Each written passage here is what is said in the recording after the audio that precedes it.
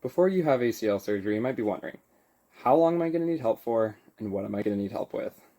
So for how long, I would plan for at least 2 weeks. It might be shorter for you, but it's best to be safe than sorry. For what you'll need help with, it might include things like getting to the bathroom, showering, cooking meals, and just general care for your knee, like icing it and getting pillows to elevate your leg. Something you'll definitely need help with is driving. You won't be able to drive for at least 2 weeks until you gain good strength and mobility in your knee, because you'll need that to drive safely.